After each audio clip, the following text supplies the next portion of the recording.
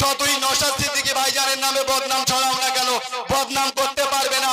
তোমরা কে কত টাকা খেয়েছো তোমাদের কাছে নোটিশ আছে, ছোট থেকে বড়, বড় থেকে মেজো, সবাই তোমরা তোমাদের মুখ দিয়ে বার করবে, তোমাদের মুখ দিয়েই ব্যক্ত হবে। ভাঙড় তথা পশ্চিম বাংলার মানুষ জানবে তোমরা কত বড় হারামখোর। আমরা বললে হয়তো খারাপ লাগে, তখন কমেন্টে বলবে যে মুখের ভাষা ঠিক নেই। বাস্তবে বলছি, যদি এরকম সৎ কথা বলার জন্য মূর্খ শাস্তি হয়, যা বলতে তাই রাজি আছি, কিন্তু হক কথা সামনে স্টেজে দাঁড়িয়ে বলবো।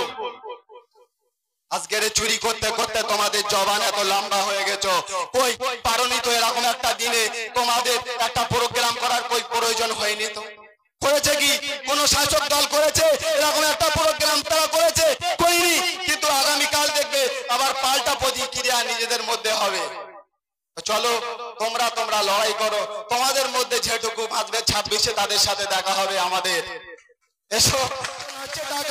কোথায় মধুর হাড়ি লুট হচ্ছে, কোথায় তোমাদের দলের ভিডিও টাকা ভাগ হচ্ছে, আপনাদেরকে সেখানে দেখা যায়। আর একা নওশাদ সিদ্দিকী 269-এর বিরোধী হয়ে একা টোটাল পশ্চিম বাংলা ভাঙড়ের নয়নের মণি প্রত্যেক জায়গায় চষে বেড়াচ্ছে।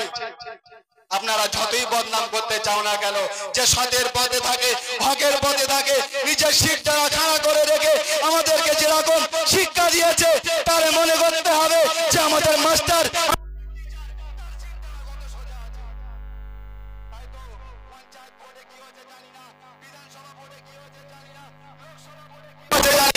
এখন আমাদের নেতার জাহানের চেয়ে ইমানের পরীক্ষা হচ্ছে বেশি। জাহান দিতে আসবে ছেলেরা, আমাদের নেতারা ভয় পায় না।